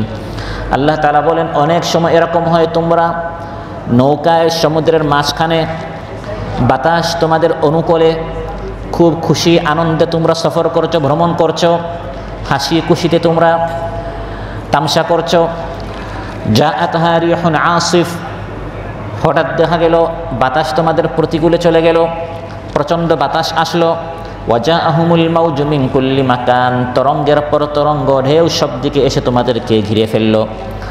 মানুষ যখন বুঝে ফেলে এবার তো আমাদেরকে পাকড়াও করা হয়েছে, আর বাঁচার কোনো উপায় নেই, আল্লাহ তাআলা বলেন দাউল্লাহ, তখন সবাই ডাকে কাকে? আল্লাহ তাআলাকে। দাউ, দোয়া করে, আল্লাহ তখন সবাই আহ্বান করে ডাকতে থাকে কাকে? আল্লাহ তাআলাকে। এই বাতাসের মাধ্যমে মাঝে মধ্যে আল্লাহ তাআলা ধাক্কা দেন, বান্দা আমি কিন্তু আছি। এখন আল্লাহ যে আছেন, আল্লাহ তো এসে আর সরাসরি ধাক্কা মারেন না, আল্লাহ এভাবে তার এক এক সৃষ্টির মাধ্যমে আমাদেরকে স্মরণ করান। ওমা নুরসিলু বিল আয়াতি ইল্লা তাখউইফ, আল্লাহ বলেন এই সকল আয়াত দিয়ে আমি তোমাদেরকে ভয় দেখাই, আমি আল্লাহ কিন্তু আছি, আমার কথা ভুলে যেও না। কখনো প্রচণ্ড বাতাসের মাধ্যমে, আবার কখনো এই বাতাসকে স্থির করে, কখনো বাতাসের গতিকে আল্লাহ তাআলা বাড়িয়ে দেন, আবার কখনো এই বাতাসের গতিকে আল্লাহ তাআলা থামিয়ে দেন। কথা বুঝেন নাই? এই বাতাসের মাধ্যমে আল্লাহ তাআলা মানুষকে কীভাবে ধ্বংস করেন কোরআনের মধ্যে আল্লাহ বলছেন। মানুষ যখন সফর করে, সেটা উড়ন্ত জাহাজ হোক বা জলজাহাজ হোক, সফর করে তখন যখন বাতাস তার অনুকূলে থাকে, আর যখন বাতাস তার প্রতিকূলে চলে যায়। প্রতিকূলে কেন যায়? হয় বাতাসের গতি খুব বেশি হয়ে গেল, যেটা কিছুক্ষণ আগে আমি বললাম, আর আরেকটা হচ্ছে বাতাস স্থির হয়ে গেল, বাতাস একবারে নাই। তখন কোরআনের মধ্যে আল্লাহ তাআলা বলেছেন, কোন সেই সত্তা যে তোমাদেরকে সমুদ্র থেকে তোমাদের গন্তব্যস্থল পর্যন্ত পৌঁছাবে? আর কোনো সত্তা আছে? আর কোনো সত্তা নেই। ومن آياته الجوار في البحر كالأعلام إن يشأ يسكن الريح فيظللن رواكد على ظهره إن في ذلك لآيات لكل صبار شكور। আল্লাহ তাআলার নিদর্শনের মধ্যে অন্যতম নিদর্শন হচ্ছে পর্বতসম বিশাল বিশাল নৌজাহাজগুলো, নৌকাগুলো। আল্লাহ তাআলা বলেন, তোমরা যখন ভ্রমণ করো আমি চাইলে বাতাসকে অফ করে দিতে পারি, বাতাসকে বন্ধ করে দিতে পারি। ফায়াযলান্না রাওয়াকিদা আলা যাহরি, তখন এই জাহাজগুলো সমুদ্রের মাঝখানে, মহাসমুদ্রের মাঝখানে স্থির থাকবে। সেখানেই তোমাদের কবর রচিত হবে, সেখানেই তোমরা শেষ হয়ে যাবে। বর্তমান এই স্যাটেলাইটের যুগে, প্রযুক্তির যুগেও আপনারা দেখেছেন যে টাইটানিক কোথায় গিয়েছে আজ পর্যন্ত মানুষ জানে না। টাইটানিককে খুঁজতে গিয়ে সাম্প্রতিককালে তারা আরেক জাহাজ পাঠিয়েছে, সেটাও গায়েব হয়ে গেছে।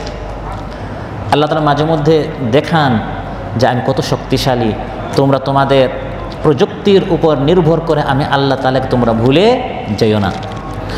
সেজন্য রাসূল সাল্লাল্লাহু আলাইহি ওয়াসাল্লাম যখন দেখতেন বাতাসের গতি একটু চেঞ্জ হয়ে গেছে তিনি ভয় পেতেন।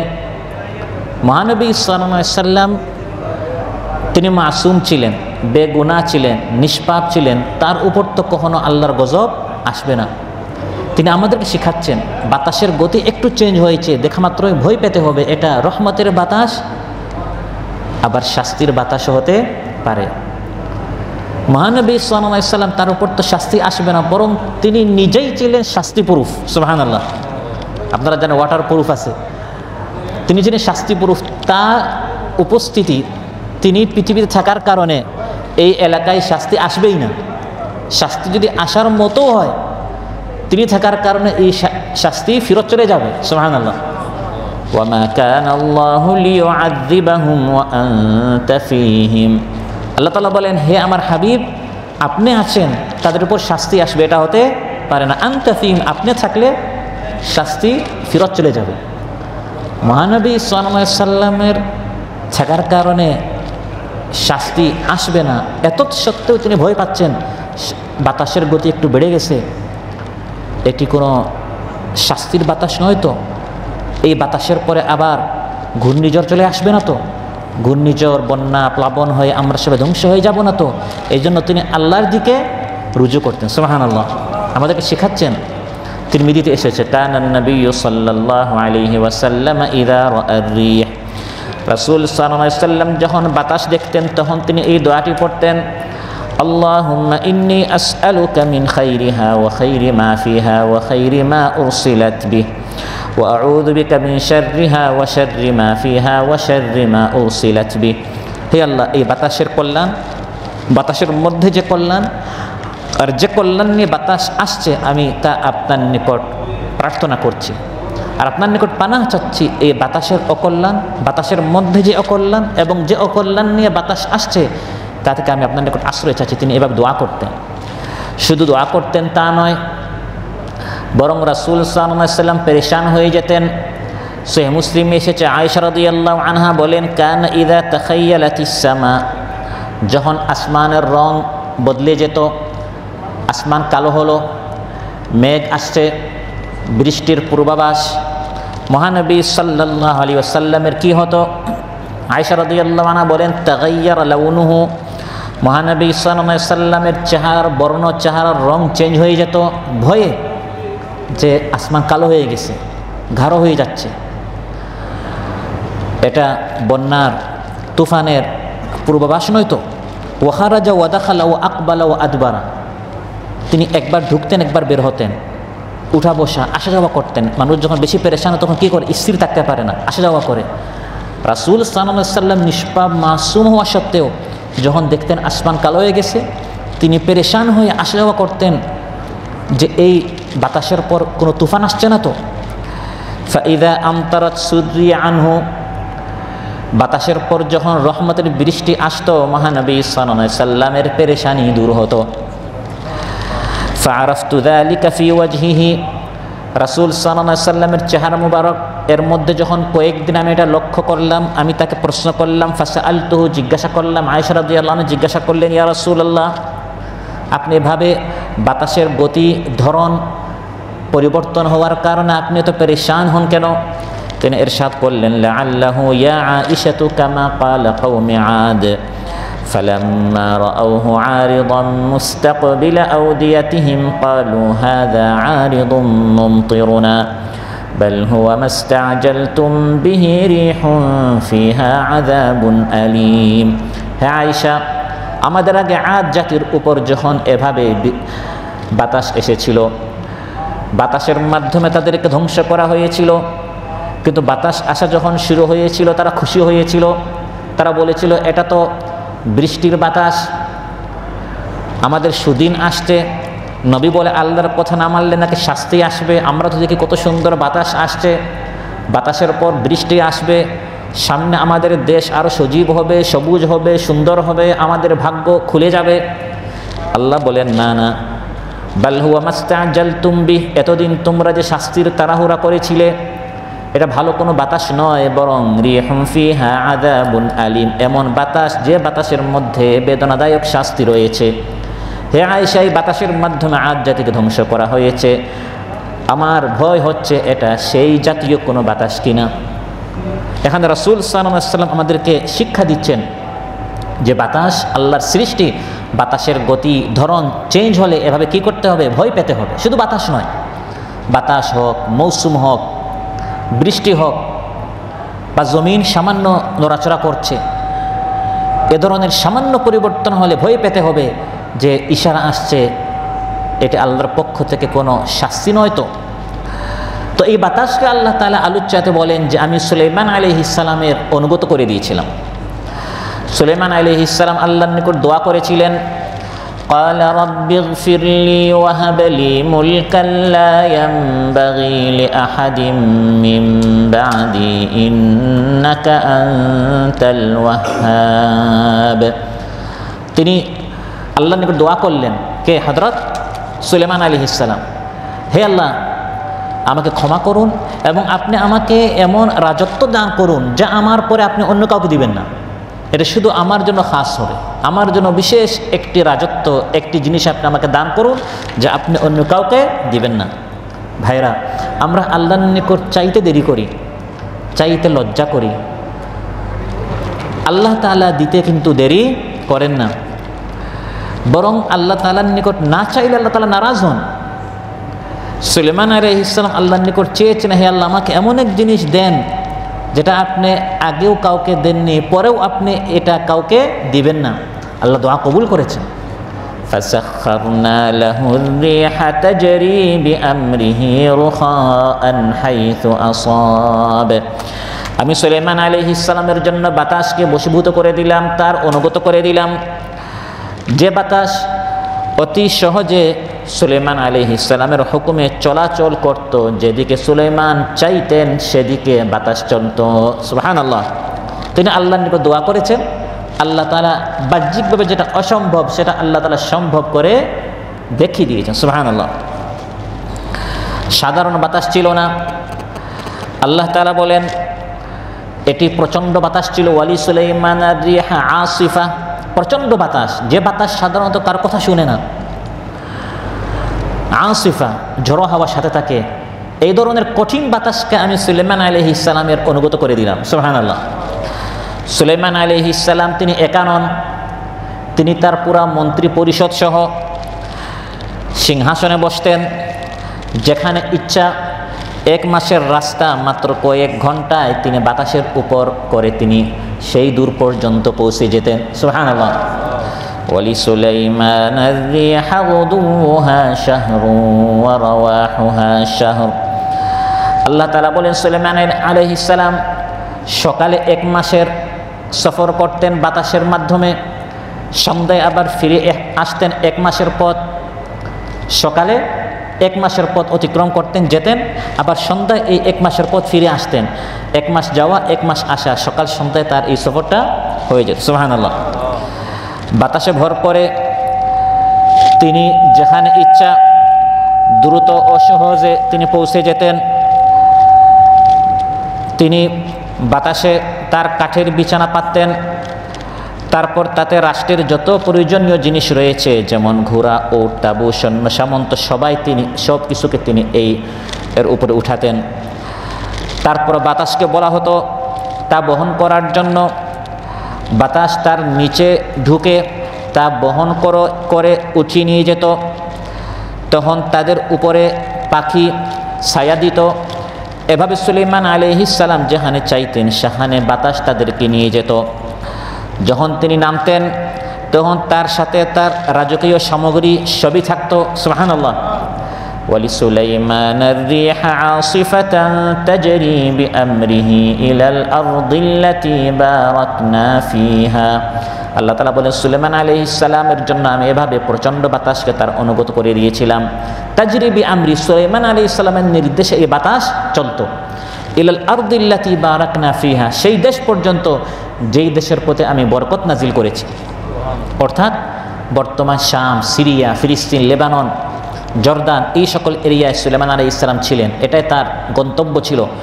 তো এই দেশ থেকে যেখানে তিনি চাইতেন বাতাস নিয়ে যেত, আবার বাতাস ওখান থেকে তাকে এখানে ফিরিয়ে আনতো। তো আল্লাহ তাআলা এই সকল দেশ সম্পর্কে বলেছেন আল আরদিল্লাতি বারাকনা ফিহা, যে সকল দেশের প্রতি আমি বারাকাহ নাজিল করেছি। এই জন্য শকুনের চোখ, আগ্রাসনী শক্তির চোখ সেই প্রাচীন কাল থেকে এই সকল দেশের প্রতি। আজ আপনারা দেখছেন গাজা, ফিলিস্তিনি সকল দেশে সব সময় যুদ্ধ লেগেই থাকে, কারণ কোরআনের মধ্যে আল্লাহ বলেছেন এগুলো বরকতের দেশ। সুবহানাল্লাহ। ওয়াত্তিন ওয়াজ্জাইতুন, এগুলো তিনের দেশ, জাইতুনের দেশ। এখানে ফল ফ্রুট সব ধরনের বারাকা এই সকল দেশে রয়েছে। উলাল কিবলাতেন, প্রথম কিবলার দেশ। বর্তমান আমাদের কিবলা হচ্ছে কাবা ঘরের দিকে, প্রথম কিবলা ছিল ওই বাইতুল মাকদিস ফিলিস্তিনের দিকে। আল আরদিল্লাতি বারাকনা, বরকতের এই দেশ। মাসরা রাসূলুল্লাহি সাল্লাল্লাহু আলাইহি সাল্লাম, রাসূল সাল্লাল্লাহু আলাইহি সাল্লাম ইসরা, তিনি মক্কা থেকে গিয়েছেন ফিলিস্তিন, ওই ফিলিস্তিন থেকে মেরাজ করেছেন। তাহলে আল্লাহ তাআলা মক্কা থেকে সরাসরি নেন নাই, মক্কা থেকে আগে নিয়েছেন কোথায়? ওই বরকতের দেশ, ওই ফিলিস্তিন, শাম, ওই সকল দেশে। এটি হচ্ছে বরকতের দেশ। হাজারো নবীর এবং হাজারো আল্লাহর ওলির আলিম উলামারা সেখানে শুয়ে আছেন, তাদের কবর সেখানে রয়েছে।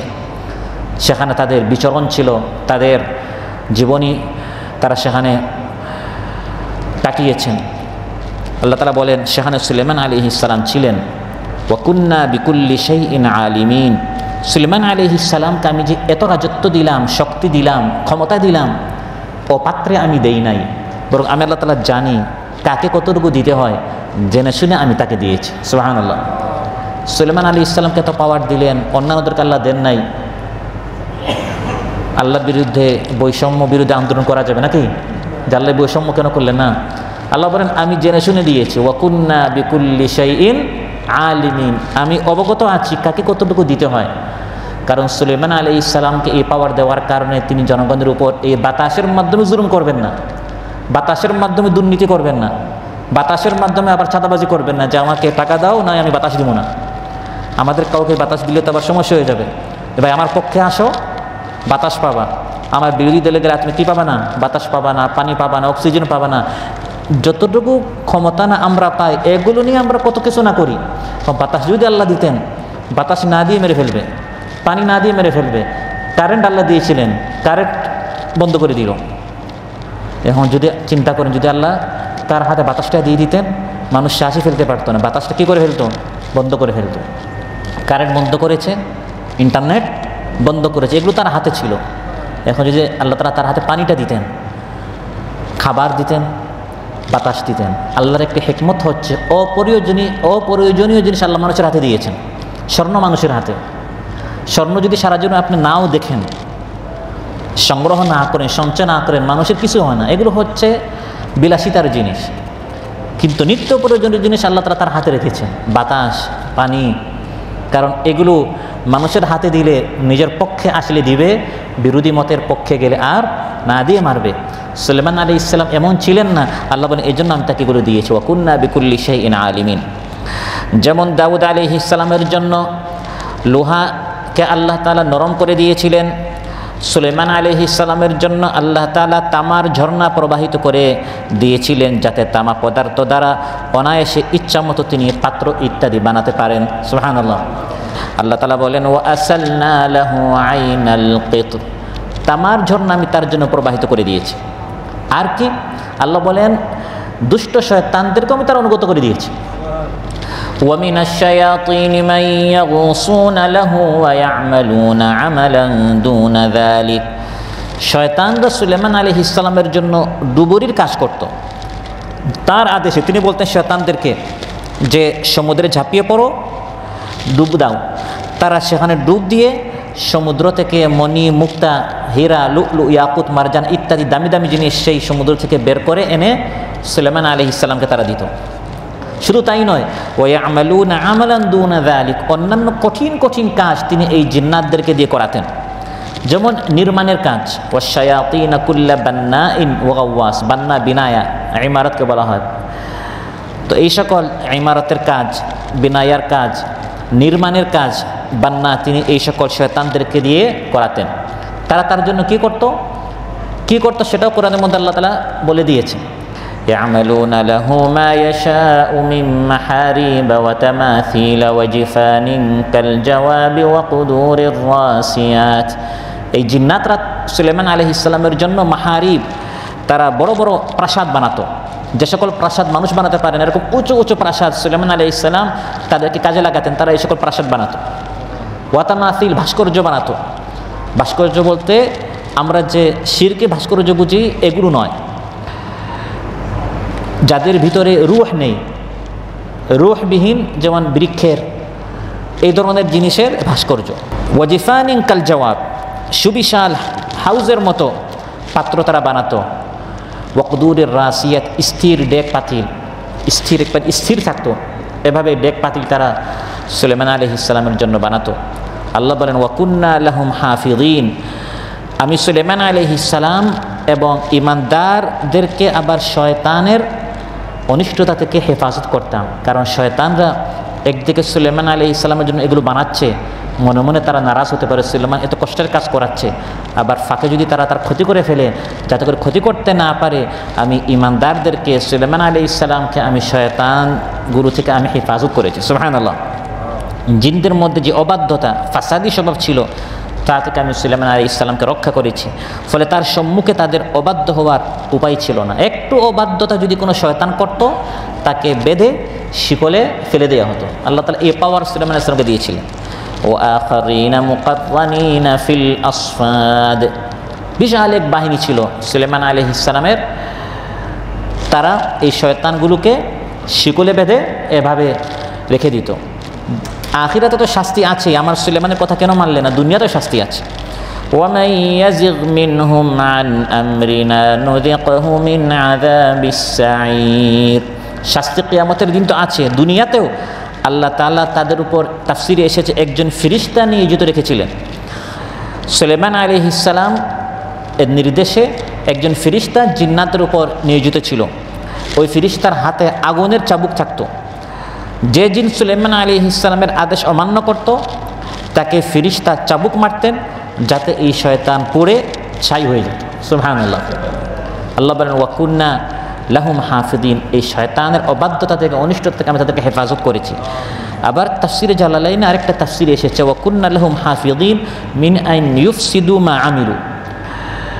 শয়তানদের একটি অভ্যাস ছিল যে যখন তারা কোনো এক কাজ শেষ করত, নিজের আবার কাজটা নষ্ট করে দিত। তো সুলাইমান আলাইহিস সালামের জন্য একটা কাজ করে তারা যেন নিজ হাত দ্বারা এটা নষ্ট না করে, আমি হেফাজত করতাম। আমি এই পাওয়ার সুলাইমান আলাইহিস সালামকে আমি দিয়েছিলাম। সম্মানিত ভাইরা, এই আয়াতগুলো থেকে আমরা যেটা জানলাম যে আল্লাহ তাআলা দাউদ আলাইহিস সালামকে এবং সুলাইমান আলাইহিস সালামকে তারা বিশাল পাওয়ার দিয়েছিলেন, ক্ষমতা দিয়েছিলেন, এবং এগুলো কোরআনের মধ্যে আল্লাহ তাআলা উল্লেখ করেছেন যে এত বড় বড় পাওয়ারফুল নবী আমি দুনিয়াতে পাঠিয়েছি, তারপরেও তারা ফেসিস্ট হয় নাই, এরপরেও তারা স্বৈরাচার হয় নাই। তারা কত পাওয়ার পেয়েছে, এই পাওয়ারগুলো পেয়ে তার কি হয় নাই, স্বৈরাচার হয় নাই। তাদের জন্য সংবিধান সংস্কার করার কোনো প্রয়োজন পড়ে নাই যে এক স্বৈরাচার গিয়ে যেন আরেক স্বৈরাচার চলে না আসে। পাহাড় তার কথা মতো চলে, পাখি তার কথা মতো চলে, শয়তান তার কথা মতো চলে। চিন্তা করেন, কারণ আমাদের দেশে যে সকল দল আছে, যদি বলা ভাই আপনার পক্ষে শয়তান আছে, আপনার পক্ষে বাতাস আছে, উপায় আছে? এখন তো পক্ষে কিছুই নাই। মানুষ বলে তো যে এখনও যাওয়ার আগে যা শুরু করছে, গেলে কি করবে?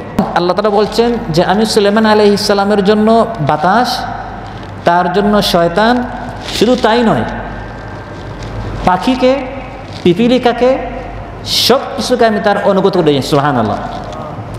وحشر لسليمان جنوده من الجن والإنس والطير فهم يوزعون। সুলাইমান আলাইহিস সালামের জন্য তার বাহিনী আলাদা আলাদা করে দাঁড় করানো হতো। এই হচ্ছে জিন্নাতের বাহিনী, ওয়াল ইনসি এই হচ্ছে মানুষের বাহিনী, ওয়াত তাইর হচ্ছে পাখির বাহিনী। সুবহানাল্লাহ। আর প্রত্যেক বাহিনীর সাথে তাদের ভাষায় তিনি কথা বলতেন। উল্লিমনা মানতিকাত তাইর, পাখির ভাষা তাকে শেখানো হয়েছিল। সুবহানাল্লাহ বলেন। আজকাল ভার্সিটিগুলোতে রিসার্চ করা হচ্ছে, গবেষণা করা হচ্ছে যে এই সকল সৃষ্টির আলাদা আলাদা ভাষা আছে। কারণ কোরআনের মধ্যে আল্লাহ বলেছেন মানতিকাত তাইর, মানতিক মানে ভাষা। আগে মানুষ মনে করতো এই পাখির আওয়াজ এটা নিছক কিছু আওয়াজ, যদি আওয়াজই হতো তাহলে আমি আওয়াজও শুনছি, হযরত সুলাইমান আওয়াজ শুনছেন, তাহলে এখানে তার আলাদা কৃতিত্ব কী? তার কৃতিত্ব হচ্ছে আমি আপনি একটা ধ্বনি শুনি এবং তিনি বুঝতেন এই ধ্বনির মধ্যে কি অর্থ রয়েছে। সুবহানাল্লাহ। এটা একটা আলাদা ভাষা, এবং এগুলো নিয়ে আজকাল গবেষণা হচ্ছে যে পাখির ভাষা সে কী বলে, পিপিলিকার একটা ভাষা আছে, সে তার আপন ভাষায় অন্যান্য পিপিলিকাদেরকে সাবধান করেছে যে সুলেমান আসছে, তারা যেন তোমাদেরকে পিষে না ফেলে। তো সুলেমান আলাইহিস সালাম পিপিলিকার ভাষাও বুঝতেন, পাখির ভাষাও বুঝতেন, মানুষের ভাষাও বুঝতেন, জিন্নাতের ভাষাও বুঝতেন। সুবহানাল্লাহ। এগুলো পেয়ে তিনি স্বৈরাচার হন নাই। তিনি বলেছেন, আলহামদুলিল্লাহিল্লাযী ফাদ্দালানা আলা কাসীরিম মিন ইবাদিহিল মুমিনিন। সমস্ত প্রশংসা আল্লাহর, যিনি আমাদেরকে অনেক ইমানদারদের উপর শ্রেষ্ঠত্ব দিয়েছেন, ক্ষমতা দিয়েছেন, প্রশংসা করেছেন, স্বৈরাচার হন নাই। চোখের পলকের মধ্যে সেই সময় যিনি বিরোধী দল ছিল, বর্তমান পরিভাষায় মনে করেন ইয়ামানে বিলকিস ছিল, বিলকিসের সিংহাসনকে বর্তমান অত্যাধুনিক প্রযুক্তি আমরা আবিষ্কার করছি, সেই যুগের প্রযুক্তি চিন্তা করেন, টেকনোলজি কত অত্যাধুনিক ছিল। চোখের পলকে ইয়ামান থেকে বিলকিসের পুরা সিংহাসন সুলেমান আলাইহিস সালামের সামনে এসে উপস্থিত করানো হলো। এটা পেয়ে তিনি কি বললেন? স্বৈরাচার হন নাই। তিনি বলেছেন, হাযা মিন ফাদলি রাব্বি লিয়াবলুয়ানি আশকুরু আম আকফুর। এটা আল্লাহর অনুগ্রহ আমার প্রতি, আল্লাহ পরীক্ষা করতে চান আমি শুকরিয়া আদায় করি না আমি অকৃতজ্ঞ হই। সুবহানাল্লাহ। কারণ আল্লাহ এগুলো দিয়েছেন আর বলেছেন, ই'মালু আলা দাউদ শুকরা ওয়া কালিলুম মিন ইবাদিয়াশ শাকুর। হে দাউদের পরিবার, তোমাদেরকে আমি অনেক কিছু দিয়েছি, ক্ষমতা দিয়েছি, বাতাস দিয়েছি, পক্ষীকুল দিয়েছি, এগুলো তোমাদের অনুভূত করে দিয়েছি, শুকরিয়া আদায় করো। আর শোনো, খুব কম মানুষ কিন্তু শুকরিয়া আদায় করে। প্রিয় ভাইরা, তাদেরকে আল্লাহ অনেক কিছু দিয়েছেন, আমাদেরকেও দিয়েছেন। কাউকে সন্তান দিয়েছেন, কাউকে চাকরি দিয়েছেন, কাউকে প্রমোশন দিয়েছেন, এক একজনকে আল্লাহ তাআলা এক এক জিনিস দিয়েছেন। কিন্তু আমাদের সমস্যা হচ্ছে কোনটা নাই সেটা আমরা বলতে থাকি, কোনটা আছে সেটা আমি দেখি না। আমাকে আল্লাহ তাআলা 90-95টা জিনিস দিয়েছেন, দু একটা জিনিস দেন নাই। ওই অমুককে আল্লাহ তাআলা এটা সেটা দিয়েছেন, আমাকে দেন ওই দু একটা জিনিস। শুধু আমরা বলতে থাকি, ভাই অনেক কষ্টে আছি, আমার নাই, শুধু নাইটা আমরা জপি। কিন্তু 90, 95, 97, 98টা জিনিস আল্লাহ তাআলা দিয়ে আমাকে নিয়ামতের মধ্যে ডুবিয়ে রেখেছেন, জবান থেকে আমাদের আলহামদুলিল্লাহ বের হয় না। এখান থেকে আমরা শিখলাম আল্লাহ তাআলা আমাদেরকে যা দিয়েছেন তা পেয়ে শুকরিয়া আদায় করতে হবে। আর 2 নম্বর শিখলাম, এগুলো পেয়ে অহংকারী হওয়া যাবে না, বরং আল্লাহর সামনে অনুগত হতে হবে, মস্তকে অবনত করতে হবে, মাথা নত করে আল্লাহর শুকরিয়া আদায় করতে হবে। আল্লাহ সুবহানাহু ওয়া তাআলা আমাদের সবাইকে আলোচ্য বিষয়ের উপর আমল করার তৌফিক দান করুন। আমাদের সবাইকে তার শাকিরিন, যাকিরিন, আবিদিন বান্দাদের মধ্যে শামিল করুন।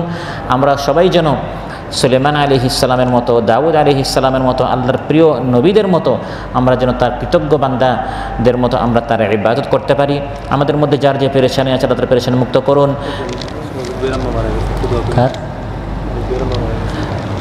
আমাদের এক ভাইয়ের আম্মা মারা গিয়েছেন, আল্লাহ তাআলা তার আম্মাকে জান্নাতুল ফেরদৌস নসিব করুন, কবরকে আল্লাহ তাআলা প্রশস্ত করে দেন। আমাদের যারা মুর্দা রয়েছেন, আমাদের বাবার খানদান, মায়ের খানদান, যারাই অন্ধকার কবরে চলে গেছেন, আল্লাহ তাআলা সবার কবরকে প্রশস্ত করে দেন। কবরের মধ্যে আল্লাহ তাআলা জান্নাতের সুগ্রাণ জারি করুন, জান্নাতের বিছানা আল্লাহ তাআলা বিছিয়ে দেন। আমাদের মধ্যে যারা ঋণগ্রস্ত আছেন, আল্লাহ তাআলা ঋণ পরিশোধ করার তৌফিক দান করুন। যার যে পেরেশানি আছে, যার যে সংকট আছে, আল্লাহ তাআলা সংকট থেকে উত্তীর্ণ হওয়ার তৌফিক দান করুন। সুবহানাকাল্লাহুম্মা বিহামদিক আশহাদু আল্লা ইলাহা ইল্লা আনতা আস্তাগফিরুকা ওয়া আতুবু ইলাইক। আসসালামু আলাইকুম ওয়া রাহমাতুল্লাহি ওয়া বারাকাতুহু। জনগণের খোঁজ খবর নিত রাত দুপুরে, ঘুরে ঘুরে দেখতো কি কেউ আছে অনাহারি। আমার দেশের মা বোনেরা লাঞ্ছিতা হতো না, আমার দেশের কৃষক শ্রমিক বঞ্চিত হতো না। ধনী গরিব ভালোবাসার জীবন ফিরে পেত, আমার দেশের শাসক হতো ওমরেরই মতো।